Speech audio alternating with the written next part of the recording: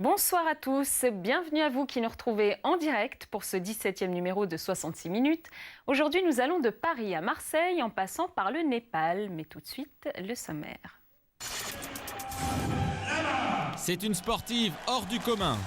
Myriam Lamar, une Française, 2 fois championne du monde de boxe. À 32 ans, elle est devenue une star des rings et elle a un sacré caractère. Il y a pas que là, tout le monde. Tu vois, vous assistez à une engueulade en direct. Non, tout le monde peut changer. Comment être une cogneuse tout en restant femme? Si vous avez aimé Rocky, boxeur des quartiers pauvres devenu champion du monde, alors je vous invite à découvrir Myriam Lamar, double championne du monde de boxe professionnelle, la première à être reconnue par les fédérations internationales. Son histoire est celle d'une battante passée de Saint-Denis à Aubervilliers pour atterrir dans les quartiers nord de Marseille.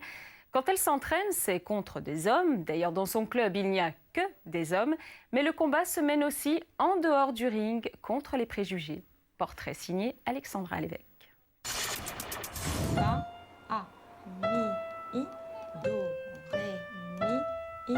Au piano, elle a un peu de mal. Il faut dire qu'en général, ses mains ne se promènent pas sur un clavier. Alors reprends d'ici, du mi là. Myriam Lamar, 32 ans, est boxeuse professionnelle et c'est une grande championne. Do. Oh, ça m'énerve ça à chaque fois. Boxeuse et femme, cela étonne toujours. Myriam est forcément exposée au sarcasme. Il y a des élèves à moi qui m'ont demandé si le piano, elle apprend le piano, mais elle ne casse pas le piano. J'attendais, il est pas bionique. C'est n'importe quoi. C'est pas Terminator le son. La bêtise des gens. Mais plus souvent que les moqueries, elle impose surtout le respect. Car c'est une star du ring, 2 fois championne du monde professionnelle, plusieurs fois titrée en amateur.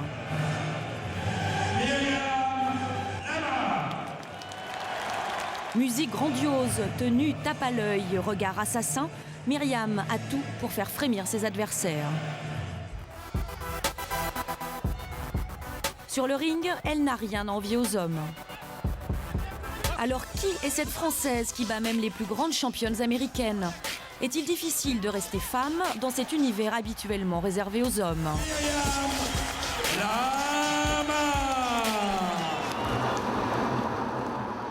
Myriam habite Marseille et chaque jour, elle traverse la ville pour se rendre à l'entraînement dans un petit gymnase des quartiers nord. C'est dans cette salle municipale qu'est née une championne du monde.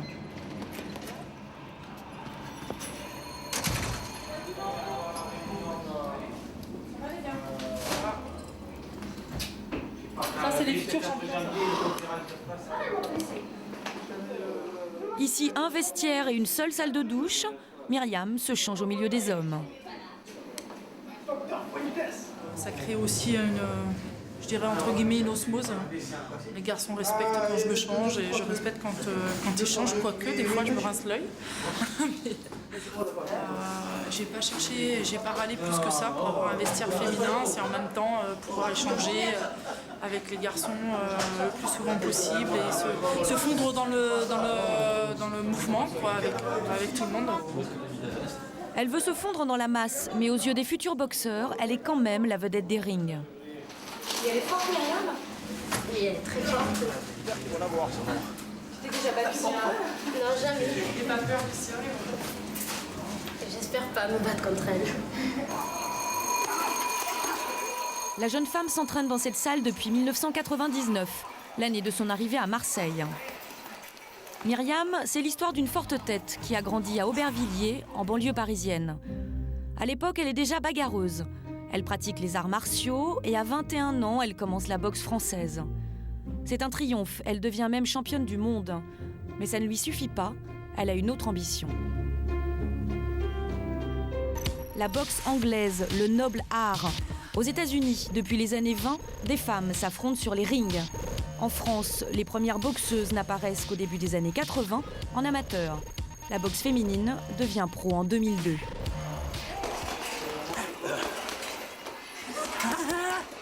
Pas la force, la vitesse. Papa. Moi, je voulais faire là. Dès son arrivée à Marseille, Myriam est repérée par Louis Lavallie, Ancien boxeur, il entraîne des champions depuis plus de 20 ans. Il remarque tout de suite les talents de la jeune fille. Le premier soir qu'elle est venue, j'avais fait travailler avec un garçon. Il fallait voir, un jeune garçon, elle me l'a bousculé dès le départ. Et j'ai vu de suite que c'était quelqu'un qui avait envie, qui en voulait. Et je ne me suis pas trompé. Depuis 6 ans, Louis Lavallie veille sur elle avec Yves Lopez, son soigneur, 70 ans, dont 45 passés dans les salles de boxe. Les deux hommes ont beau être les maîtres des lieux, quand la championne n'est pas satisfaite, elle le fait savoir. Lopez, Qu'est-ce qu'il arrive? il m'a changé le truc, il me le dit même pas. Ben, je fais de ma faute à moi alors. Non, le truc il est lent, il est lourd, ça rouille, je sais pas. C'est comme avec ma vie. Non, mais tu sais pourquoi, Myriam? Parce que là, tout le Voilà, monde. tu vois, vous assistez à une engueulade en direct. Non, tout le monde Je ne les peut gronde. changer. Et en plus, non, La boxeuse a ses habitudes, gare à ceux qui s'avisent d'y toucher. j'ai rajouté juste une devant, c'est tout. Je crois pas que. Ah si tu peux. Ah, tu prends ma défense quand même un Qu'est-ce qui peu. C'est l'empêche? moi qui t'ai dit de la changer. Ah, et tu vois, moi je sais N'écris pas pas, s'il te plaît. Oh, pardon. Mais enfin, c'est pas grave, je vais m'y faire. Hein. C'est gentil de me l'avoir dit. Je t'avais dit de ne pas le changer. Bande de malins, va. Malgré les chicaneries, ce trio fait des merveilles. Il a fait de Myriam la première femme reconnue par la WBA, une des principales fédérations internationales de boxe. Entre son sponsor et les primes de match, elle arrive même à vivre de son sport comme les hommes. Il faut savoir que Myriam, elle est forte physiquement. J'ai presque envie de dire, elle est aussi forte qu'un bonhomme. Voilà. Après, maintenant, il faut ajouter de la technique, un petit peu de tactique. Des fois, elle oublie un petit peu. Et logiquement, jusqu'à maintenant, ça a marché, quoi. Ils ont ma place. Attends, mais eux, il y a un mois et demi, ils ne sont pas venus. Ah bah alors voilà. C'est à la alors, rue aussi. ils Hein. restent dehors. La jeune fille s'entraîne plusieurs heures par jour. Et même en entraînement, elle prend des coups. Elle s'isole donc tous les soirs ici, avec Yves, son soigneur, pour un moment privilégié. Yves, il soigne le moral de temps en temps ou pas? Ouais, ben j'ai pas beaucoup de gens autour de moi, mais c'est important d'avoir des personnes sur qui vous pouvez compter. Et avec son expérience et son âge mûr, il a un regard et un recul que peu de personnes ont dans mon entourage. Donc c'est vrai que c'est parfois bon de prendre des conseils auprès d'Yves. Il faut savoir que quand On a elle nos petits souffre, secrets aussi. Hein. il faut savoir que quand elle souffre sur un ring, nous on souffre aussi encore. Et elle vous confie un peu des choses personnelles, des trucs de filles? Ah bah lui, il connaît toutes les parties de mon anatomie, hein, parce qu'il me pèse tous les jours en période de préparation. C'est lui qui vérifie le poids, donc on n'a pas beaucoup de secrets l'un pour l'autre. Hein. Le poids, c'est le sujet tabou. Après un mois et demi de pause, Myriam, catégorie super léger, a 3 kilos en trop. Du coup, aujourd'hui, difficile de la faire monter sur une balance. Me peser? Ah ouais? Ah non. Ah bah si. En reprise d'entraînement, non. Non. Non, tu l'auras pas. Le poids, une obsession de boxeur, mais aussi de jeune femme. Car Myriam, comme toutes les filles, est soucieuse de son apparence. Le soin du visage, c'est quoi? Le soin du visage, c'est le soin seul. Elle a beau faire un sport de combat, elle fait tout pour préserver sa féminité. Quand la boxe a vraiment commencé à s'intensifier au niveau des compétitions, de la dureté des entraînements, j'ai vraiment eu besoin d'exprimer ma féminité et de me retrouver dans des endroits doux comme celui-ci pour récupérer et me retrouver, me ressourcer. Quand on est Myriam Lamar, on se fait draguer. Comment ils sont les hommes avec vous? Assez timide. On est souvent obligé de prendre les devants. Et si elle veut plaire et continuer à séduire, elle doit avant tout rester entière et donc ne pas prendre trop de mauvais coups. T'as vu, je lui ai donné au corps et j'ai pas donné en haut derrière, ce qui m'aurait permis de sortir. Pour cela, elle visionne régulièrement ses combats. J'ai pas envie de finir ma carrière sportive avec des cicatrices. Alors encore un truc, la difficulté. Quand je vois mes copains marqués, ça me fait mal au cœur. Hein. Parce que c'est vrai que c'est viril, une cicatrice sur la tête d'un garçon. Ça peut donner plus de charme, mais si on ne l'a pas, c'est pas grave. Et pour une fille, il n'y a rien d'esthétique. On met une demoiselle, une jolie demoiselle, au combat, elle est jolie quand elle arrive.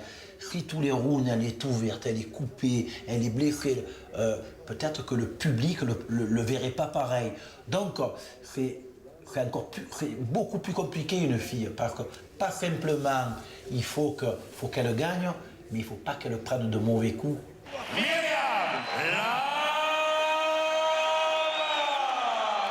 Boxer sans prendre trop de coups, c'est ce qu'elle n'est pas parvenue à faire le 2 décembre dernier. Ce jour-là, elle défend son titre de championne du monde contre une autre Française, Anne-Sophie Matisse. Dès le premier round, Myriam est touchée.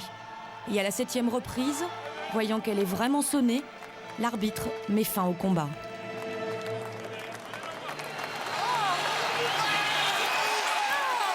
Trop sûre d'elle, elle a frappé trop fort, trop vite, sans réfléchir. Moi, d'après moi, je dirais que Myriam, ce soir-là, elle a cherché à détruire. Elle a cherché le chaos. Elle a oublié de construire. Elle a quand même oublié le travail qu'on a. Bon, revenir en arrière, on ne peut pas revenir en arrière. Donc, je pense que Myriam est assez intelligente pour ne pas refaire la même erreur. Vous allez avoir une revanche à prendre. Vous avez la haine un peu, là? Là, je suis dans un état d'esprit complètement différent du 2 décembre. C'est-à-dire beaucoup plus posé, raisonné. Là, on sera à la recherche de la victoire et de préférence, il vaut mieux monter et boxer d'une manière très intelligente. Myriam a quelques mois pour se remettre de cette défaite. La revanche contre Anne-Sophie Matisse doit avoir lieu à la fin de l'année.